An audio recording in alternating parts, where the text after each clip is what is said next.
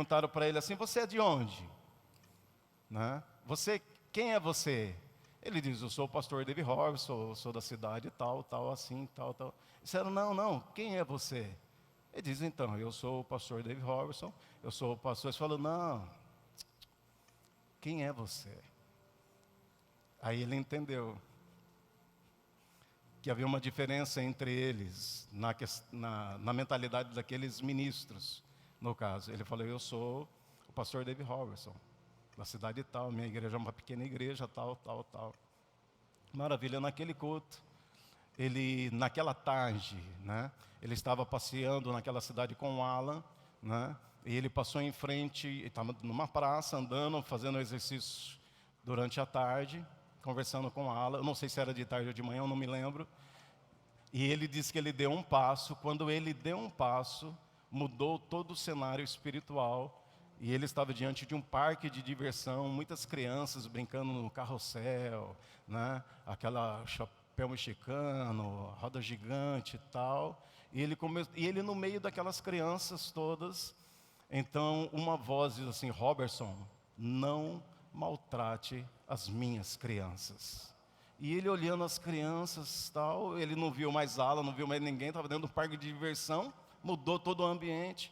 E novamente a voz disse para ele assim: Robertson, não maltrate as minhas crianças. E de repente sumiu tudo, voltou ele e Alan para aquele mesmo cenário, eles caminhando. Ele diz: eu acabei de ter uma visão assim, assim, assim, assim, tal. E ele entendeu naquele momento de que, embora ele estivesse no meio de líderes, de homens de renome, mundialmente falando, no reino do Espírito existe uma classificação dada por Deus, de meninos e maduros. O que Deus estava ensinando para ele, que independente de alguns homens terem nome, terem fama, terem sucesso, muitas vezes eles não passam de crianças. Eles não atingiram o nível espiritual da maturidade em Cristo.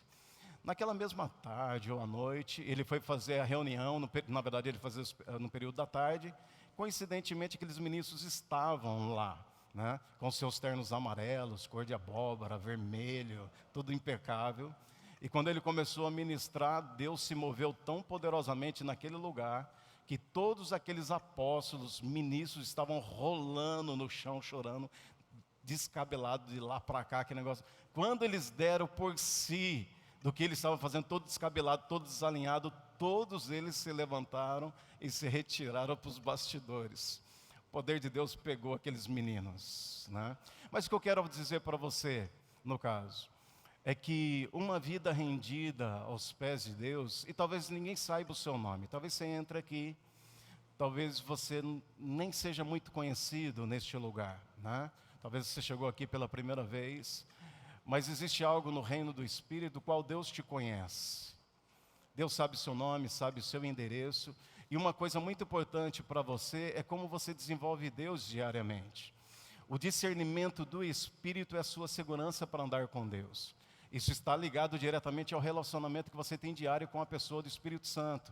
O quanto você obedece a palavra, o quanto você honra a palavra, o quanto você não distrai com a palavra.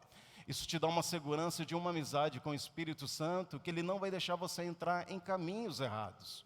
Que você não vai ter orgulho no teu coração, de que aquilo que Deus planejou para você, porque o que a gente vai falar agora, e o que a gente está falando, é dos decretos de Deus, do propósito de Deus. Aquilo que Deus decretou e determinou pela soberania dEle, no caso. Como isso vai acontecer na sua vida?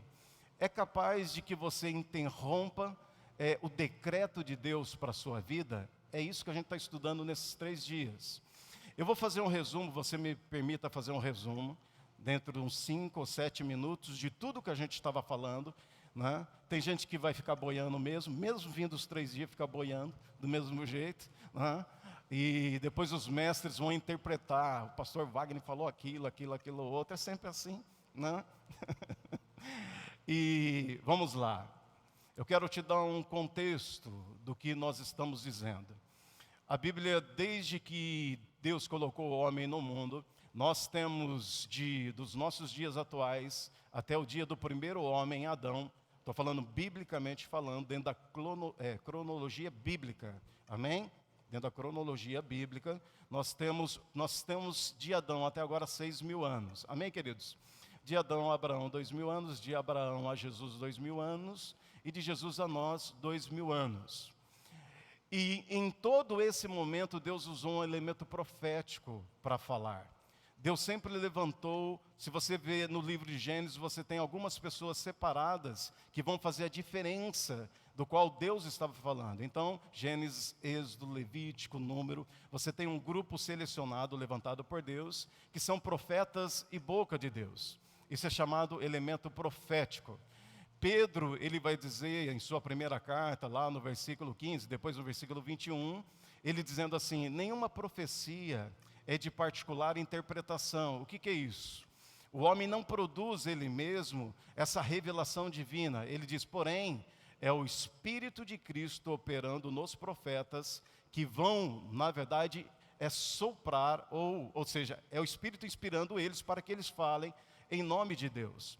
Então, o que quer dizer? Pedro diz que os profetas do Antigo Testamento, que viveram de Gênesis a Malaquias durante 4.000 anos, no caso, eles profetizavam a respeito de um Cristo que viria, né, de um Messias, no caso, que ele morreria e que logo após a sua morte, seu sofrimento, viria as suas glórias.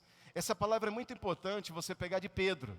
Então, o Espírito que estava neles faziam profetizar sobre coisas futuras, sobre um Cristo e um Messias que viria, que padeceria, morreria, mas logo depois disso, viria manifestações da sua glória. Se você parar para pensar um pouquinho, essa morte, sofrimento e ressurreição, nós estamos vivendo depois disso, a manifestação das suas glórias. Esse é o nosso período, ok?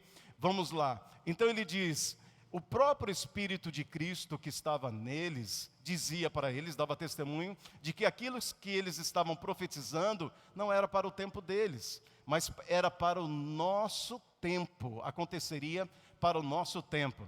Então você tem 4.000 anos de histórias antes de Jesus, no caso. Você tem de Gênesis a Malaquias, você tem 39 livros e você tem muitos livros proféticos. Malaquias é o último livro da Bíblia, cronologicamente, e realmente o último livro a ser escrito ali. E Malaquias, na verdade, ali é juntamente com João, um dos últimos profetas do Velho Testamento. Mas eu quero parar aqui em Malaquias, no caso. Depois disso, você que tem uma Bíblia de papel, você tem uma página em branco, né? É chamado o período intertestamentário. Diga intertestamentário. Nossa, como é fácil para você dizer isso, né? São 400, é porque eu tenho dificuldade de dizer isso, né? Na minha cabeça tem que pôr uma reticências. Testamentário, na minha mente fica dessa maneira. Então esse período é um período de 400 anos de silêncio, no caso. Aqui, queridos, se havia um elemento profético atuando em 4.000 anos, o elemento profético, ele vai se calar nesse momento, mas a sabedoria de Deus vai trabalhar nesse momento. Rapidamente, resumindo para você, você tem então, da história de Malaquias, né, para trás, você tem o cativeiro babilônico, que está em Jeremias capítulo 25, do qual Deus diz assim, vocês devem a cada ano da terra, né, vocês trabalham 6 anos e descansam 1 ano, deixa a terra descansar 1 ano. Você lembra disso ou não? Deixa ela descansar e vocês vão comer dos juros da terra, de tudo que ela tem no caso. E os israelitas não fizeram isso, por eles não fizerem isso, eles caíram num castigo de 70 anos de escravidão. Somando os anos que eles não deixaram a terra descansar, deu um período de 70 anos. Então veio o reinado, o império da Babilônia e escravizou, na verdade, Jerusalém e Israel. Você já conhece essa história. Vai o profeta Daniel, vai os nobres de Israel. E qual que era a maneira da conquista do império? Eles chegavam, por exemplo, em Camaçari, eles pegavam os nobres, os príncipes, os melhores profissionais, os jovens excelentes, traziam todos eles para a Babilônia. Digamos que a Camaçari traz todos eles, por exemplo, levam para Salvador, um pouquinho mais distante, e deixa lá os doentes, os fracos, os velhos, os incapazes, naquela cidade. Além disso, eles queimam todo o Camaçari, destroem tudo. Você já viu um cenário pós-guerra na televisão? É o cenário da cidade de Jerusalém, e ficaram ali os pobres, as pessoas passando muita necessidade, né, algumas pessoas ali dentro. Bom, você sabe então que tem o reinado de Nabucodonosor, e quando Nabucodonosor tem aquele sonho, né, e Daniel traz a revelação, aí a gente está falando aqui da onisciência de Deus, é o ponto importante desse ensinamento, dessas 3 séries, como Deus repartiu um flash da sua onisciência com o profeta Daniel para dar solução em um problema mundial naquele momento. Pegue isso pelo Espírito. O flash da sabedoria, da onisciência de Deus, vindo para você na forma de discernimento, tira você do caos que o mundo está, que está acontecendo momentaneamente, o que você está vivendo. Amém? Pegou isso ou não? É um flash, é uma palavra, é ver, é ouvir ou é perceber no Espírito, te tira do meio de uma crise, no meio de uma situação de morte, de um caos, e te, na verdade, conserva a você e aqueles do quais Deus quer que você guarde, no caso. Nabucodonosor tem um sonho, tudo resumidamente. Daniel dá a interpretação, Nabucodonosor diz assim: você será colocado como o terceiro do meu reino. Lembra, ele era o imperador mundial, ele não poderia colocar como segundo, porque segundo era Belsazar. Você lembra da escrita na parede? Lembra não? Né? Da escrita na parede, no caso. Belsazar, na verdade, era o segundo homem a sentar no trono, no caso de Nabucodonosor. Vem o momento da loucura de Nabucodonosor, por ele rejeitar a Deus, ele vai comer capim, ele é colocado entre os animais. Belsazar assume o trono naquele momento. Ele era pagão, ele era idólatra, ele era um homem possesso, né, perverso, e ele dá uma festa, uma orgia para os nobres, e ele usa os utensílios que foram roubados do templo de Jerusalém. Lembra que a Babilônia foi lá, invadiu Jerusalém, lembra disso? Trouxe os nobres, destruiu o templo e trouxe os utensílios consagrados da casa de Deus. Então eles estão bebendo no copo tal, e naquela noite então se vê ele, todos os convidados, vem uma mão e escrevendo, na verdade, que ele tinha sido pesado na balança e ele foi achado em falta. Lembra disso ou não? Naquela madrugada, exatamente, passou o teu reino, pesado foste na balança e achado em falta, foi a tradução do profeta Daniel para Belsazar. Você lembra disso ou não? Naquela madrugada, exatamente naquela madrugada, pelos canais fluviais de águas da Babilônia, no caso, Ciro e Dário baixaram o rio e entraram pelos canais das águas naquela madrugada. A Babilônia acordou, dormiu sobre o império de Belsazar e acordou sobre o domínio do Medos persas. Dário e Ciro, na verdade, agora é os novos conquistadores da Babilônia. A grande Babilônia cai e eles passam, então todos aqueles que estavam debaixo da Babilônia agora passam a estar debaixo da escravidão do Medo-Persa, Império Medo-Persa. Ciro e Dário têm um acordo, no caso. São 2 reis, são 2 imperadores. Ciro cede para que Dário governe, no caso, e ele seja o segundo de Dário. Dário governa por 2 anos, a Babilônia morre. Então Ciro toma, né, o trono para governar. Nesse momento, uma profecia, um ato profético acontece nas Escrituras. Deus diz: levantarei o meu pastor Ciro para trazer de volta o meu povo para o seu aprisco. Alguém já ouviu essa profecia? Não. Deus, através de um profeta, ele libera uma palavra profética dentro da sua onisciência e sabedoria, dizendo que Ciro, aquele que substituiu Dário, na verdade, né, depois de 2 anos, seria um agente de Deus, mesmo não conhecendo a Deus, mesmo não sendo um profeta, não sendo um homem de Deus, não tendo herança nas alianças das tribos. Ele é um instrumento de Deus para repatriar a nação de Israel que estava cativa no reino babilônico para Jerusalém. Então ele concede que o povo que está escravizado volte novamente para Jerusalém. Aí você vai encontrar a história de Esdras, Neemias e Zorobabel, ok? que são os homens, na verdade, que vão, Deus usa nesse momento para o retorno, os 3 primeiros retornos, no caso, né? Então ele cede, eles voltam para Jerusalém, eles levam um grupo grande para Jerusalém, outro grupo fica na Babilônia, porque casaram, construíram, montaram empresas e ficaram na Babilônia, e Deus até permitiu que isso acontecesse, no caso. E uma grande parte, então, volta para Jerusalém para reconstruir o templo, as suas casas e as muralhas que defendiam a cidade de Jerusalém, no caso. Bom, nesse processo, então, um outro império se levanta. As 4 visões que Daniel tem da estátua de Nabucodonosor. A cabeça, na verdade, o tronco, os braços, o tórax, a perna. Lembra disso ou não? Os 4 impérios mundiais. Se levanta então o terceiro império mundial, chamado o Império Grego de Alexandre o Grande. Vocês lembram disso ou não? Alexandre o Grande foi o grande conquistador, no caso.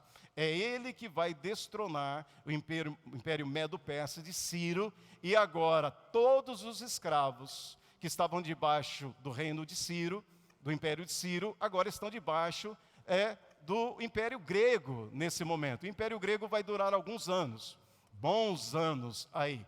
Porém, estamos dentro daquela página em branco da sua Bíblia, chamado período intertestamentário. Você viu que deu uma pausa, né? Intertestamentário, no caso, que é o período de 400 anos. Tudo isso, estamos por volta do ano 235, 270, já tinha se passado um bom tempo, né? Estamos dentro do período de 400 anos.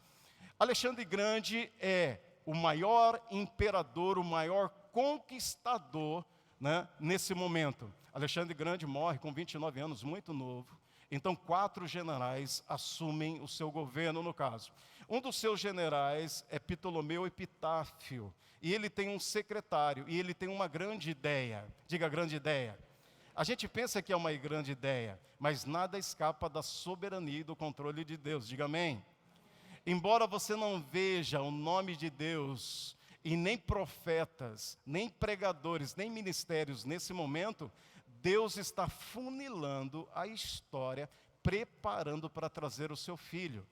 Logo no começo eu comecei dizendo para você que os profetas, durante 4.000 anos, profetizaram a respeito de um Cristo que viria, morria, né, e viria as suas glórias. Lembra disso ou não? Esse é o período que Deus está preparando então para que o mundo recebesse, na verdade, o seu filho, no caso.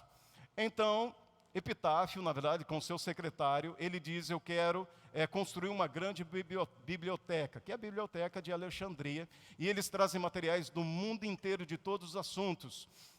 Nasce aqui o berço da filosofia dos gregos, né? A grande sabedoria humana, Platão. Aí você vai encontrar vários outros eruditos, eloquentes. A palavra hermenêutica, que nós tanto usamos para interpretação, nasce de Hermes, nesse momento, que é a escola de interpretação. Então, assim, a sabedoria humana, no caso, se espalha no mundo conhecido no tempo desse general Epitáfio, no caso, ok? Através da grande biblioteca, que é uma das 7 maravilhas do mundo, como era também os jardins suspensos da Babilônia, no caso, né? E ele tem então uma ideia, pensa ele que é uma ideia do quê? De ter uma Bíblia no grego, no caso. Então ele levanta 70 sábios, na verdade são 72 sábios, né? E ele pega esses homens, escolhe esses homens para fazer uma tradução da Bíblia hebraica, na verdade é do Torá, dos 5 primeiros livros, para o grego. Então nós temos nesse momento a tradução dos 70, que nós conhecemos como Septuaginta. Lembra a respeito disso ou não? A Septuaginta, a Bíblia dos 70, é a Bíblia do Novo Testamento. Ela é confiável? 100% não, né? Ela é aceita pela igreja? 100% não, mas é o que tinha. É o que tinha naquele momento. Somente 5 séculos depois, né, com um homem chamado Jerônimo, é que se vai fazer a tradução do hebraico, da Bíblia hebraica e do Novo Testamento para o latim, no caso. Aí nós temos a tradução da Vulgata, que é a tradicional da Igreja Católica usada até hoje, que vai dar origem a outras Bíblias que você tem, como Jerusalém, né, como a Bíblia Ave Maria, que são Bíblias muito boas no caso. Né? Não serve muito para nós, os crentes no caso, mas são Bíblias muito boas, tem acréscimos e tudo mais. É a tradução. Mas vamos voltar. Nesse período em que a Grécia ela assume o controle do mundo existente geral, acontece duas coisas, na cultura e na religião, no caso. Observe como Deus, queridos, vai trabalhando a história. A primeira coisa é chamada helenização. O que é helenização? Helenização é uma cultura. É como os Estados Unidos, né, ele tem a sua própria língua e ela é predominante hoje no mundo. Se você sabe escrever ou falar inglês, no caso, né, você sobressai em qualquer parte do mundo. É verdade ou não? Eu dei um exemplo para você que eu estava na Coreia, em qualquer lugar da Coreia, né, e as pessoas vinham falar comigo, 4 palavras você se vira no mundo, né? Thank you, né? Please, né? Aí, vocês podem traduzir para mim, né? Coffee no sugar. Pronto, queridos, café sem açúcar, né? A pessoa vem e pergunta para você se você fala em inglês, no caso você diz assim, yes, please, né? Coffee no sugar, né? Qualquer coisa é coffee no sugar, no caso, né? Você se vira em qualquer lugar do mundo, é brincadeira. Então a língua predominante é o grego no caso ali. Uma coisa interessante, mesmo que Roma depois vai subjugar o Império Grego, a língua original do Império Romano não é o latim, é o grego. Fica ainda alguma cultura. Alguns deuses, por exemplo, que na Babilônia, na verdade, era Zeus, no caso, ele vira, na verdade, Hermes ou Hércules na cultura romana. Mas vamos voltar. Então, a helenização é a cultura grega da língua. Todos falavam o grego. O hebraico se esquece, as línguas mães se esquecem, é o grego sendo falado nesse momento. E também a outra questão cultural é a criação da Septuaginta, a tradução do hebraico, da Bíblia hebraica para o grego, né, a Septuaginta. No contexto religioso, surgem algumas coisas entre o período da Babilônia, o final da Babilônia, o Império Babilônico, e o início do Império Grego, que é o quê? Como foi destruído os templos, os judeus não poderiam mais se reunir, fazer os seus sacrifícios no templo. A partir desse momento, então, a Babilônia concede que eles aluguem locais como esse, então nasce as sinagogas. Nasce no Império Babilônico e tem ainda a sua continuidade no Império Grego. Então os judeus tinham o local do seu culto, da sua reunião. Lembra que Jesus sempre ia na sinagoga de sábado? Lembra a respeito disso? Que ele leu o livro, né, da parte lá de Lucas capítulo 4, né, do Messias que viria. Lembra disso? A Bíblia vai falar que os discípulos estavam na sinagoga, estavam nas casas. Né? Sempre, a sinagoga era o tipo da igreja dos judeus naquele momento. Né? Vamos lá. Uma outra coisa importante é que nascem, então, 4 categorias de religiosos. Nascem os fariseus nesse momento. É uma seita. Os fariseus eram aqueles religiosos, né, bem duros, né, bem religiosos, bem firmes, né, na sua religião. Eles eram legalistas. E por serem legalistas, eles eram hipócritas, no caso. Lembra que Jesus falou para eles, vocês, fariseus, são hipócritas, que atuam um papel.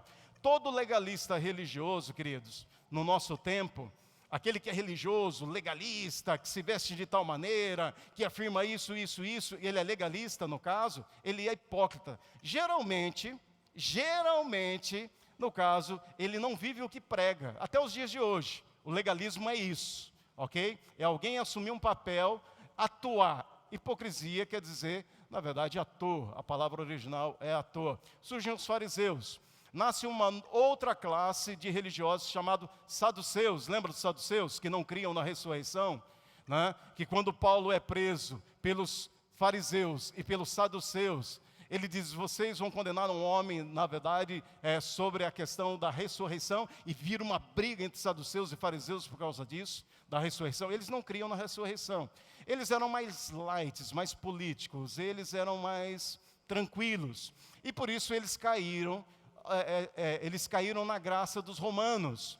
Por causa disso, se cria um partido político religioso. Na verdade, uma participação entre o religioso e o político, através dos saduceus. Nesse momento, então, o império concede que se crie sinédrios. Se você já viu essa palavra sinédrios, sinédrio era pequenas salas em que os saduceus julgavam as coisas políticas. No caso, eles não tinham decisão final, precisavam do voto de Roma, mas eles poderiam resolver problemas entre eles, no caso. Lembra que Jesus foi levado ao sinédrio, e o sinédrio julgou Jesus, não poderia ter julgado Jesus, e condenou Jesus? Você lembra a respeito disso ou não? Então, os saduceus eram políticos e criaram, então, sinédrios a partir daquele momento. Uma nova seita é os assênicos, que se levantam. Eram mais puritanos, viviam mais longe, a Bíblia não fala muito a respeito deles. Eles não se misturavam muito com os homens. Uma quarta categoria de religiosos, de seitas, que surgiu naquele momento, foram os zelotes. Zelotes já eram mais aqueles políticos revolucionários. Lembra da turma do Lula, né? Da Dilma, Zé Disseu, que pegava em arma para a revolução, em anos atrás? Era tudo na base da bala. Os rebeldes, no caso, ou não? Os zelotes eram um tipo de gente assim. Eles resolviam, na verdade, a questão de se libertar de Roma na base da espada, né? Jesus vai contar a história, José vai contar a história dos zelotes, na verdade, lutando contra Roma e o destino deles, né? Jesus tinha discípulos que eram zelotes. Então, esse é o contexto tanto cultural como o contexto religioso da época. Estamos findando os 400 anos de silêncio, chegamos no primeiro século. Findou-se aqui, então, 4.000 anos de história, 3.600 anos de história. Deus levantando homens em atos proféticos, Deus liderando o seu povo através de uma aliança e através de uma palavra profética. 400 anos de silêncio, fecha-se então 4.000 anos. O calendário muda, você sabe que ele mudou, né? Os primeiros 4.000 anos se contava de 4.000 até zerar, né? Vindo para trás. A partir então de 4.000 anos, muda o calendário. Ele começa então do ano zero, marco zero, e ele vai de 1, 2, 3, 4. E muitos de vocês sabem que Jesus nasceu 5 anos antes de zerar o calendário, no caso, ok? Então, o primeiro século passa-se então, na verdade, 30 anos, nós temos a morte de Jesus, 33 anos. Passa-se 3 anos, no ano 36, nós temos a conversão do apóstolo Paulo. Chegou no nosso momento aqui, amém? Chega-se agora no ano 43, no capítulo 11 e o capítulo 15, 13 de Atos. Chegamos exatamente no capítulo 13 de Atos, nesse momento, no ano 43. É esse o ponto que nós queremos. Porque é nesse momento, em Atos capítulo 13, que Deus vai dizer: separe para mim a Barnabé e a Saulo para a obra que eu os tenho chamado. Aqui começa uma mudança significativa, queridos. Significativa. É no ano 43, em Atos capítulo 13, em que a totalidade da influência dos céus começa a atingir a terra. Você pode pensar que é no tempo de Jesus. Não foi no tempo de Jesus. Não foi nem na morte e na ressurreição de Jesus. Entenda isso. A morte e a ressurreição de Jesus, ela resolveu o problema da redenção do homem. Amém, queridos? Mas a influência do que Cristo fez, a sua morte e a sua ressurreição, tem o seu início, o seu ápice, no ano 43, em Atos capítulo 13. Aqui começa, então, toda a revelação de todos aqueles anos que se passaram, de 4.000 anos, de todos os atos proféticos, de todas as alianças proféticas, começam agora a ser revelado. Eu quero que você pegue isso. Tudo que Deus falou, tudo que Deus prometeu, tudo que Deus profetizou, tudo que Deus determinou, vamos dizer, em 4.000 anos atrás, Cristo veio e abriu a porta com a sua morte e ressurreição. Mas é no ano 43, em Atos capítulo 13, que isso se abre uma porta para que gente comum como eu e você tivéssemos acesso a tudo isso. Você está conseguindo compreender? Antes estava vendado, havia uma venda. Mesmo na época de Jesus, mesmo na época de Pedro, mesmo na época antes do apóstolo Paulo, era uma venda. É por isso que em Coríntios capítulo 2, a partir do versículo 3, verso 18, ele vai dizendo assim: como que com os olhos desvendados contemplamos, ele diz, pelo Espírito, a glória de Deus. E nós somos transformados de glória em glória pelo mesmo Espírito. Paulo está dizendo que ali se retirou uma venda dos nossos olhos. Isso começa no capítulo 13 de Coríntios. Você leu e você acompanhou as duas séries, você sabe que antes do capítulo 13, até o capítulo 11, antes, tudo que Paulo fez, ele fez na força do braço. Todas as decisões de Paulo, todas as circunstâncias terríveis que ele sofreu, fome, falta de roupa, apanhou, foi preso, passou no mar, toda situação Paulo passou porque ele se colocou, não foi Deus. Ele estava na situação porque ele achava que ele estava fazendo para Deus. É aquele momento, sabe quando você está numa situação muito difícil e você diz assim, igual a Chiquinha, né? Eu estou fazendo a tua obra. Deus falou, não está não. Não está não. Estamos sofrendo em nome de Deus sem ter Deus. Deus não está nisso. Nós criamos uma história, nós plantamos e nós estamos colhendo situações, no caso, de que Deus nunca se envolveu nisso. Deus está lá nos livrando por misericórdia. Diga amém. Graças a Deus, porque são as misericórdias que não permitem que sejamos destruídos. E o que tem de gente na misericórdia de Deus, queridos? A misericórdia de Deus não é o melhor. Entenda, não é o melhor para você. Misericórdia é só socorro de Deus, te livrando de morte, né? O melhor é a perfeita vontade de Deus. Então tudo isso acontece antes do capítulo 11, essas decisões erradas. Ele então sossega o facho, ele se acalma, se tranquiliza, fica 2 anos, do capítulo 11 ao capítulo 13, no avivamento de Antioquia, porque é no capítulo 11 que Barnabé vai buscar Saulo, que a igreja havia esquecido, e ele também esquecido, e Deus esquecido, naquela coisa toda, tudo de forma proposital. Barnabé vai lá, o Espírito sopra, ele vai lá, traz Paulo, então acontece um avivamento do capítulo 11 ao capítulo 13, o avivamento na igreja de Antioquia. Paulo, em 2 anos, aprende que ele não tem o controle das coisas mais. Ele está debaixo do pastorado de Barnabé, ele não é a pessoa principal. Aqui ele é um mestre e um profeta apenas. Apenas no bom sentido da palavra, no caso, né? E ele se acalma. Basta praticamente 2 anos para Deus ajustar todos os anos desequilibrados da vida do apóstolo Paulo.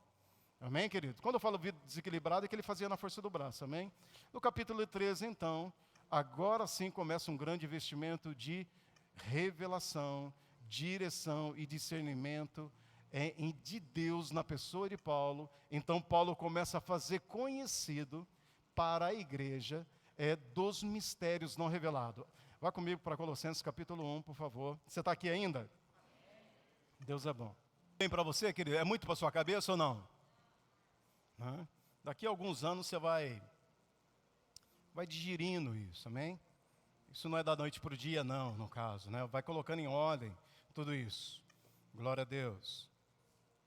Colossenses capítulo 1, versículo 9.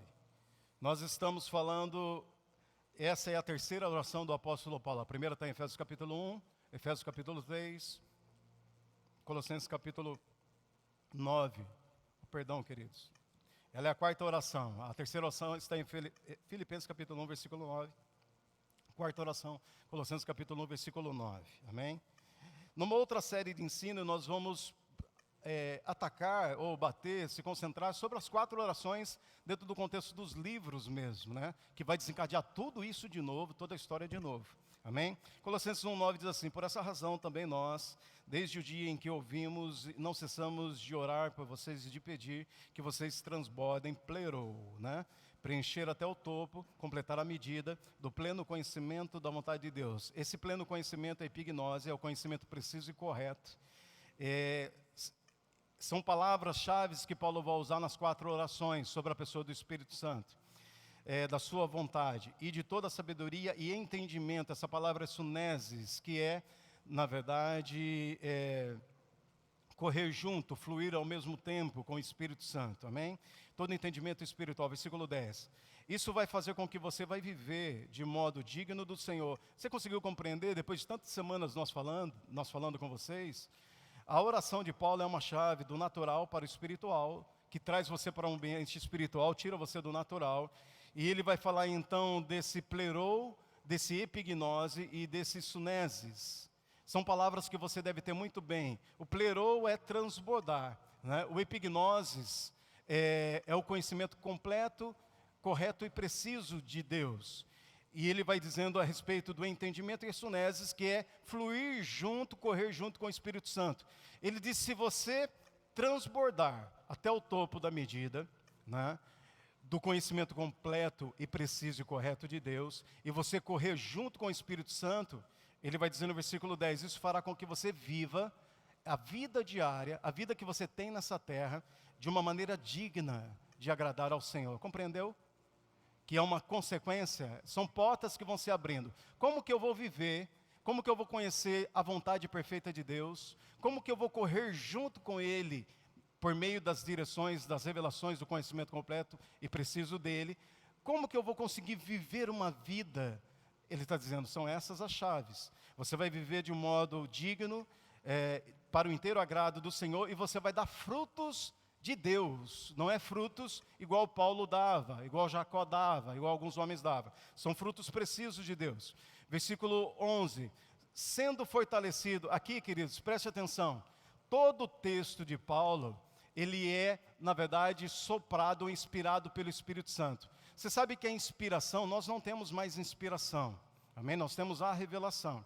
A inspiração aconteceu para apóstolos e profetas que escreveram as Escrituras. Deus soprou a inspiração, eles registraram. É um registro da mente de Deus. O que nós temos quando nós lemos os registros é a revelação do que aconteceu. Amém? E ele vai colocando em ordem. Então ele diz que você precisa conhecimento correto e preciso. Você precisa transportar toda a medida e você fluir junto com o Espírito Santo. Você vai viver de modo digno de agradar a Deus no seu dia a dia. No caso, viver para o inteiro agrado dele diariamente. Aí ele vai dizer que será liberado um poder. Porque ele repete isso lá em Efésios capítulo 1, no caso. Existe um poder que faz as coisas de Deus acontecer, a perfeita vontade de Deus acontecer na sua vida. Se não houver a liberação de um poder, haverá apenas o conhecimento. Aí eu tenho que dar um exemplo rápido para você de Gênesis capítulo 12, do chamado de Abraão. Você lembra disso?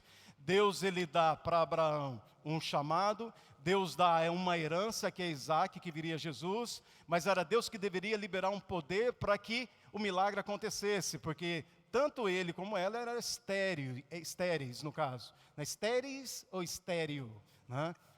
Os dois não podiam ter filhos, no caso. Você lembra disso, não?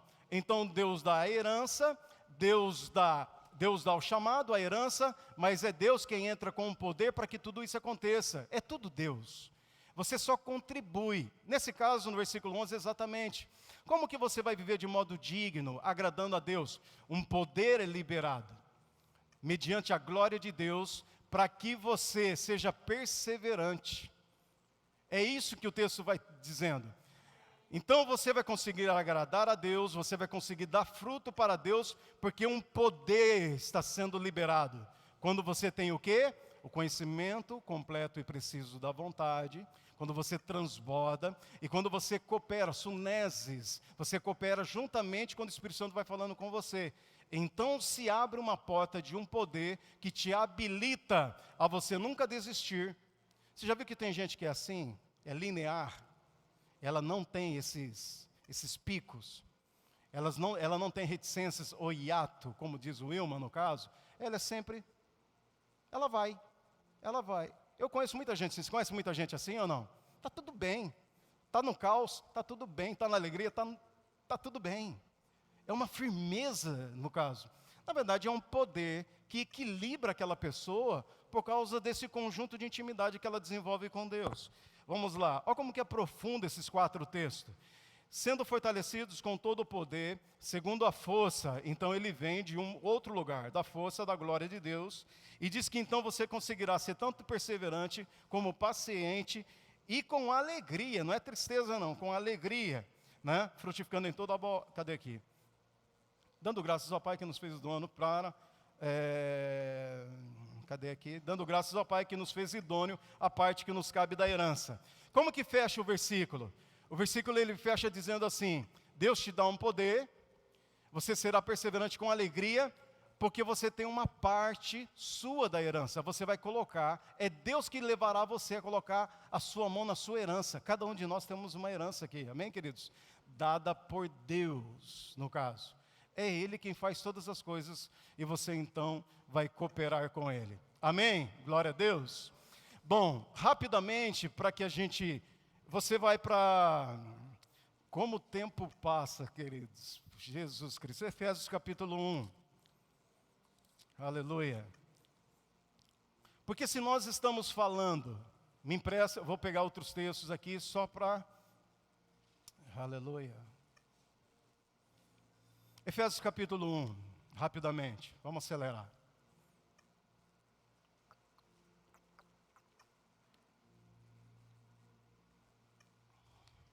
Você está aqui? Eu sei que você está. Sei que você está prestando atenção. Nós estamos falando então, deixa eu arrumar agora para entrar no assunto da sabedoria, da onisciência de Deus operando nos nossos dons, amém? Só assim a gente vai, sem discernimento, você vai parar no meio do caminho, você não vai completar a carreira, você não vai dar certo na vida, você precisa do discernimento, foi Deus que estabeleceu assim, amém? De tempos em tempos você cresce na revelação, no conhecimento, e novas portas são abertas. Nada é aberto imediatamente, à medida que você vai caminhando, portas são abertas para o propósito de Deus, porque Deus tem um tempo, Deus tem um modo, e Deus tem uma maneira. Coisas que Deus tem para você, por exemplo, que é para você entrar, talvez seja daqui 3 anos, que por mais que eu e você tente, a gente não vai conseguir entrar agora, está oculto para nós, mas para o tempo de Deus, por causa do propósito de Deus, para com outras pessoas ou lugares, somente num tempo futuro é que vai se abrir essa porta para nós, e nós precisamos de sabedoria de Deus para isso. Amém, queridos? Glória a Deus. Vamos lá. Eu preciso dizer isso para você por causa do contexto e o que pode levar você para fora da sabedoria de Deus. Nós temos pelo menos 2 escolas de salvação. Tá certo ou não? 2 escolas de salvação, no caso. Que é a escola reformada e a escola arminiana, é o que nós acreditamos. Rapidamente, para que você entenda isso, essas 2 escolas, elas têm levado gente para os céus, mas ela tem levado gente também para o inferno.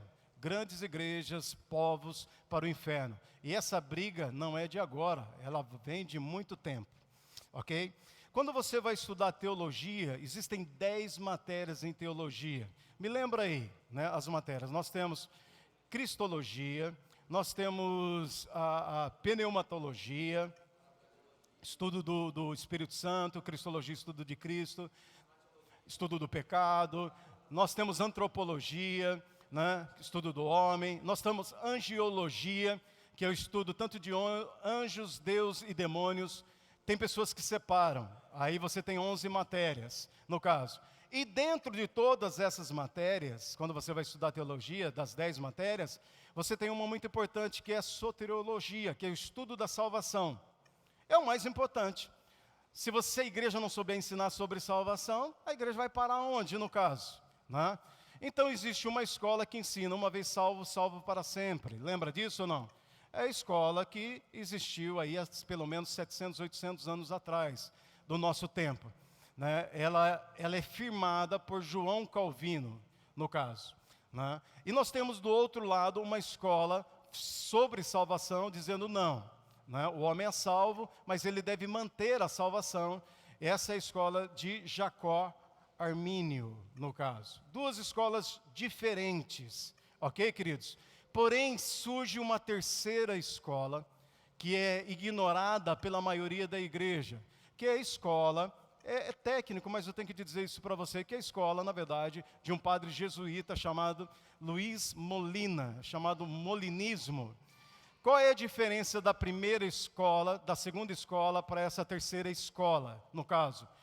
E eu vou dizer para você, a terceira escola é a mais importante do que as duas primeiras escolas, no caso. E são todos da mesma época. Tanto o padre jesuíta Luiz Molina, como Jacó Hermínio, no caso, e como João Calvino, são da mesma época, no caso. Ok? Então, a primeira escola que diz que quando você é salvo, salvo para sempre, de João Calvino, a escola reformada, ela diz que é Deus quem salva você. Você não faz nada. A graça de Deus vem e te pega de um jeito que é irresistível e você é salvo. Essa mesma escola ensina que Deus vai preservar a tua salvação, não é você. Você pode beber, você pode prostituir, você pode falar mal dos outros, a igreja é só um clube para você, porque não é você que desenvolve a sua salvação, é Deus quem salva. Gente, de 100% dos pregadores hoje, da internet, dos jovens, dos pregadores, são calvinistas. Estão dentro dessa escola, ok? Estão dentro dessa escola. Bom, a outra escola diz, não, Deus ele salva, o Espírito ilumina, o homem decide. Na primeira escola diz, nem possível, o homem não resiste à graça. A segunda diz, o homem pode resistir à graça, ele pode dizer não à salvação, no caso. A terceira escola, né, de Luiz Molina, no caso, ele diz assim, olha, Deus ele é soberano, a sua vontade será feita, porém, ele decidiu agir com homens, que têm livre poder de escolha. Isso não altera a soberania de Deus. Então, a terceira escola sobre salvação é diferente das duas, em que quesito, em qual ponto? As duas primeiras estão baseadas, a salvação do homem, na soberania de Deus. Está dando para entender? São 3 escolas.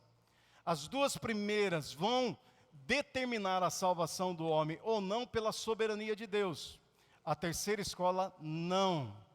Ela não usa da soberania, ela usa da onisciência de Deus. Então ela não se apoia na soberania, mas na onisciência.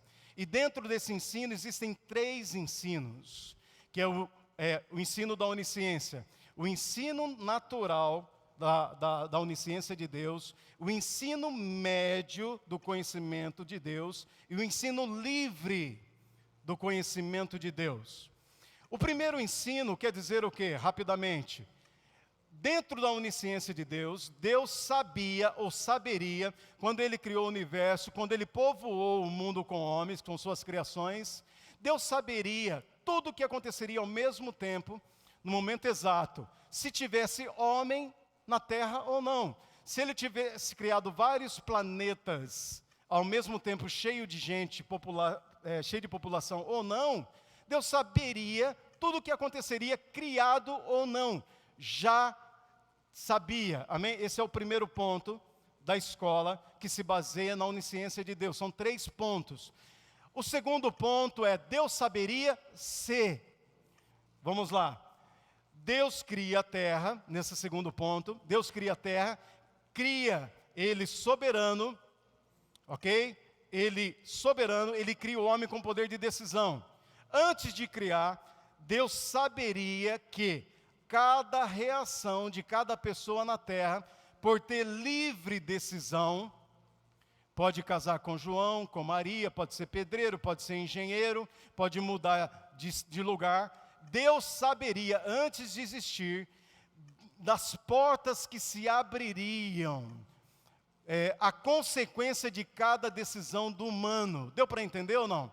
Então nós demos 2 textos. Nós demos 1 Samuel, lembra disso?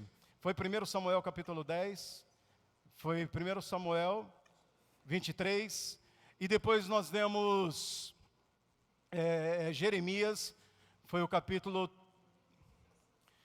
Quem tem aí, queridos? Eu tenho aqui, ó.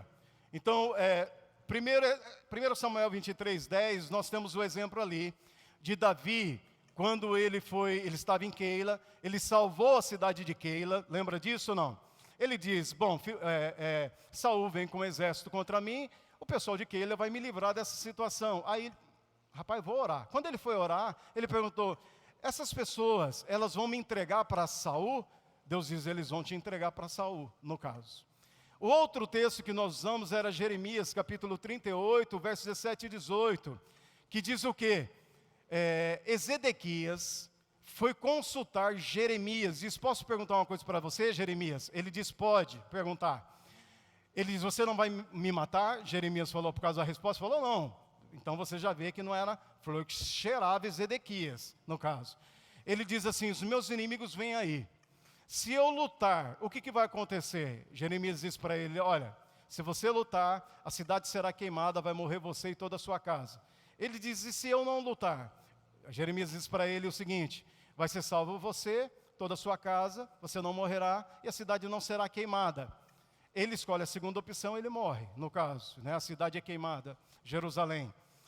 Qual é o ponto? Esse segundo ponto, Deus saberia se, embora Zedequias tinha duas possibilidades, Davi tinha duas possibilidades, o fato de ele escolher a primeira ou a segunda, isso não quer dizer que em Deus não existia a outra era genuína e real.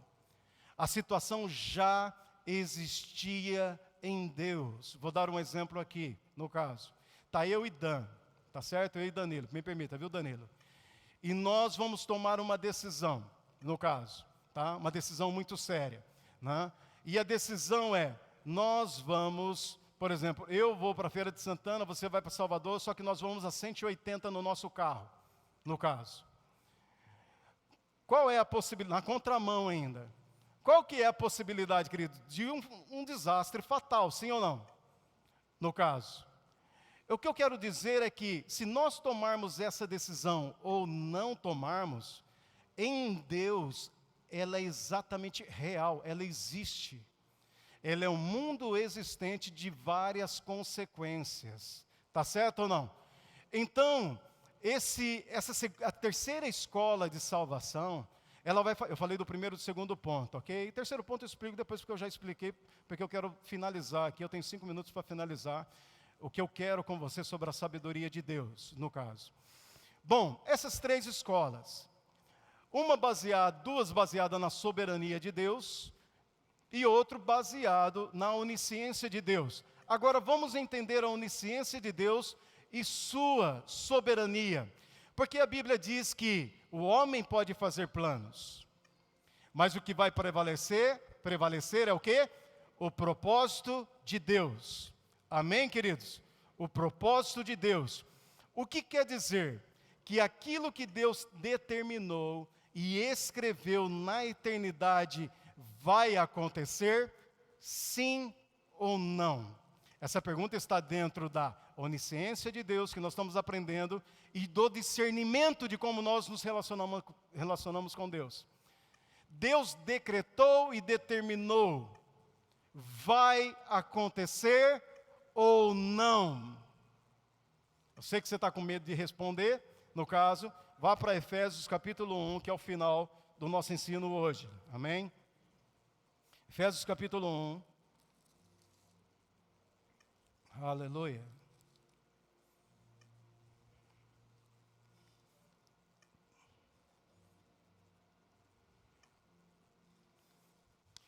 Eu vou deixar mais fácil para você a pergunta então.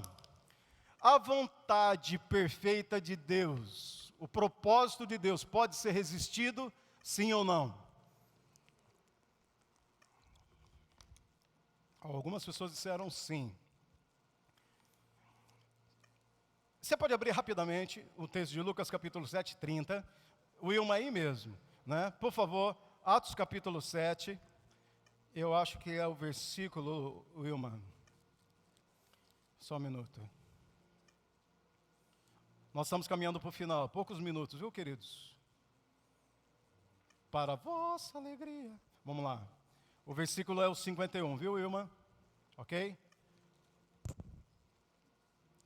A vontade de Deus pode ser resistida. Lucas capítulo 7, versículo 30 diz o quê? Na sua versão, vamos ver. Mas os fariseus e os intérpretes da lei rejeitaram quanto a si mesmos o desígnio de Deus, não tendo sido batizado com eles. Esse texto deixa claramente que os homens podem resistir o desígnio ou o propósito de Deus. Qual era o propósito de Deus? É que eles o aceitassem, fossem batizados, convertidos e vivessem neles. Porém, os religiosos rejeitaram para eles mesmos os desígnios de Deus. Por favor, o texto de Atos capítulo 7, eu acho que é o versículo 51. Homens de dura cerviz, incircuncisos de coração, e de ouvidos vós sempre resistis ao Espírito Santo, assim como fizeram nossos pais, vocês também fazem o mesmo. Sempre resistem ao Espírito Santo. A vontade e o propósito de Deus para a sua vida ou para a minha vida pode ser resistida, pode ser, querido, anulada. Aí então, essa primeira escola, ela vai para Efésios capítulo 1, abra lá, coloque aí também, né, que é o último versículo que nós vamos ler, que é Efésios capítulo 1, a partir do verso de número 11.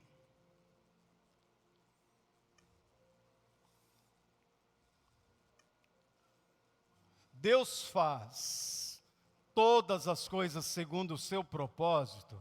Como que a gente vai entender? Porque eles vão ler esse texto e eles vão dizer assim: o que Deus determinou, o que Deus colocou como propósito, nunca vai cair por terra. Vamos entender isso, queridos. É possível cair por terra ou não? A Bíblia diz que sim. Vamos entender, ok? Eu sei que algumas pessoas mais religiosas vão estar espantadas. Calma, leia o texto, compreenda, vamos lá, amém? O texto diz, o versículo 11, nele digo, no qual também fomos feitos herança, predestinados segundo o propósito, olha só, daquele que faz todas as coisas conforme o conselho da sua vontade. Ele faz todas as coisas conforme o conselho da sua vontade. Ele faz e pronto. Então ele diz, está vendo? É por isso que quando Adão pecou, foi Deus quem fez Adão pecar. Por isso que quando Deus criou o diabo de Deus, foi Deus que criou o diabo, né? Por isso que quando um pai adultera e destrói a família, quem fez o pai adulterar foi Deus. Porque Deus é soberano e Deus tem o controle de todas as coisas. E se Deus não tem o controle de todas as coisas, e se Deus não é soberano, Ele não pode ser Deus. É o que ensina a primeira escola, que diz que você é uma vez salvo, salvo para sempre. Amém? Mas será que esse texto está dizendo isso? Sabe, queridos, existe uma honestidade da minha parte e da sua parte. Diga amém.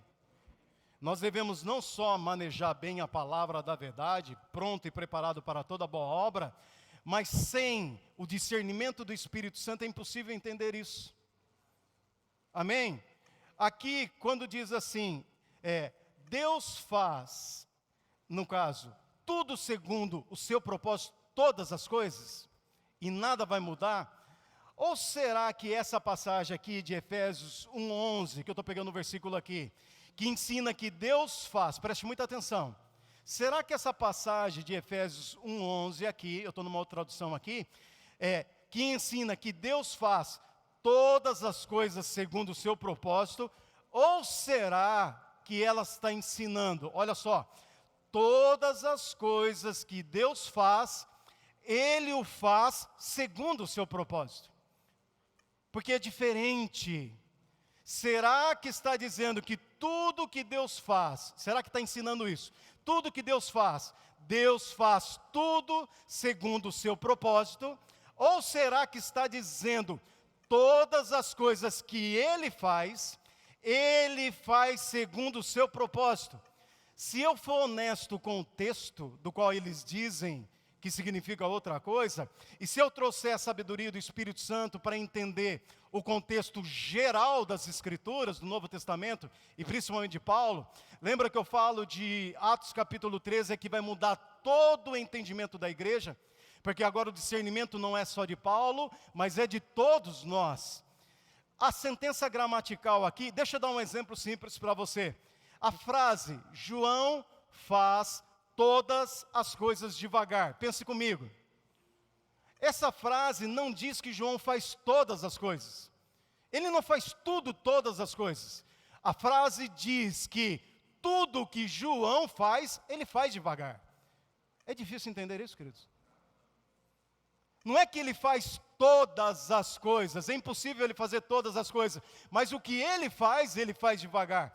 Quando diz que Deus faz, ele faz para ele todas as coisas, para o propósito dele. E uma leitura bem honesta do texto, qual é o contexto? O contexto é o que vem antes e depois. Você está no livro de onde? Você está em Efésios. O que Paulo está querendo dizer aqui, o que Deus faz e faz para ele segundo a sua vontade, é unir judeu e gentil debaixo do mesmo cabeça, o mesmo corpo. Esse propósito é inabalável. Deu para entender? Deu para entender, queridos? O contexto é, ele faz. Aí eu vou ler o texto de novo. Com essa mentalidade, ele faz tudo o que ele faz para ele, segundo o propósito, para ele, não cai por terra. Qual é o texto? Leia. Efésios 1:11. Nele digo, no qual também fomos feito herança. Está claro, não está claro? Predestinado segundo o propósito daquele que faz todas as coisas conforme o conselho da sua vontade. Qual é o propósito perfeito de Deus? Unir judeus e gentios debaixo do senhorio de Jesus Cristo. Fazer um só homem, é o que o texto está dizendo. E não que Deus determina que o pai adultere, que o estuprador mate a criança. Você está entendendo, querido? Sem o espírito de sabedoria e discernimento, a gente engole coisas que colocam na nossa boca. Como acabou o tempo? Feche seus olhos. Aleluia. Aleluia. Vem orar para mim aqui, irmão, que eu estou cansado.